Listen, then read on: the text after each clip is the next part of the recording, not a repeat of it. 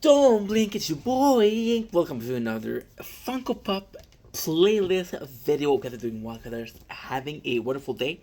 Still having problem talking, I don't know why, but we're super excited because we are opening the fourth Funko Pop of our collection. And ladies and gent, I didn't come empty handed. I present to you the one and only Edward Elric. Now, I grew up in the 90s, right? So Full Metal Alchemist was super important to me. Now, I'll be letting you on a secret. The first Metal Alchemist anime, shit. The Full Metal Alchemist Brotherhood, however, is a masterpiece. It is incredible. And guess what? This is from the Brotherhood. Why didn't I like so? Okay, so again, in this playlist, we're checking out some Funko Pop that we're receiving. Why do we like this character so much? Why do we maintain that this is a important piece of a media when we were growing up? And Edward Elric, I always felt a kinship to him. Edward Elric is not only an amazing character. So before that, I think I should tell you about Full Metal Alchemist. Full Metal Alchemist is a series where alchemy is real, and the law of alchemy is you have to give something to give something to get something back.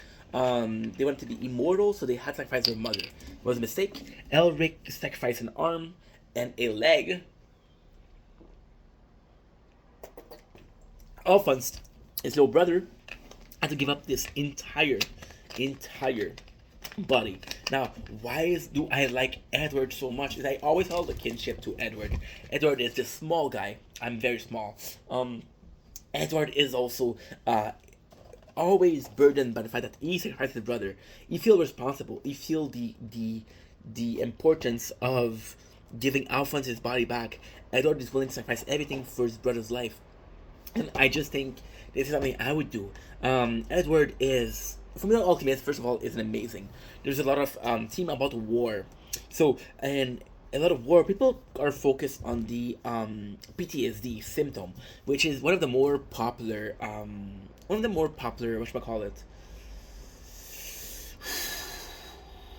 I would say one of the more popular like psychological traits of war, but people are always forgetting something called the survivor symptom, and Edward Elric has this survivor symptom. Is widely is to me again. I'm not a shrink, but this is to me.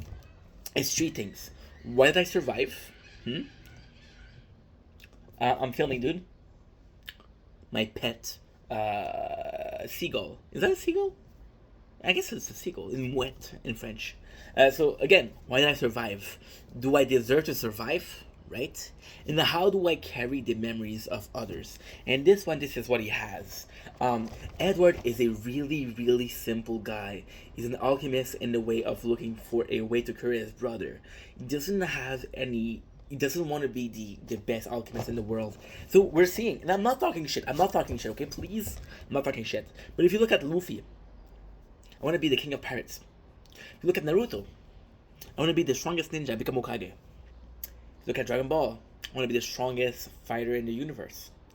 If you look at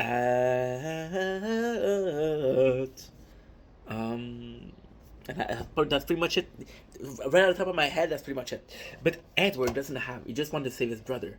The coolest thing about Edward is again his mentality to want to save his brother, but also the fact that he has this kind of like love interest, which is Wendy, that he knows since he was a kid.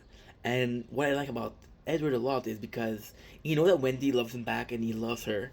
He's like, this is happiness right here. My brother isn't mad, right? I have this girl that really likes me. I could live forever. I could live happily ever after. But he sacrifice it. Doesn't sacrifice it for a greater cause. Sacrifice it to save his brother, to save one person, not the world, a person. And he does that, and by doing that, he discovers secrets, and by discovering secrets, he saved the world. But at the very core of it, he wants to save his brother. This is not, and I know this sounds selfish, but it's not him being selfish, it's his priority. It's what he got.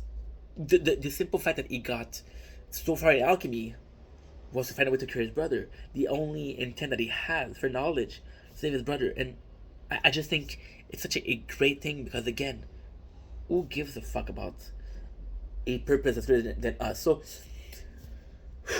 Okay, so we have wars, right? We have a war with the alchemists. We understand that it's a fake war. There's a lot to it. I'm gonna tell you guys. There's a lot of things I could tell you about the war, and I'm not gonna do so because it's spoiler.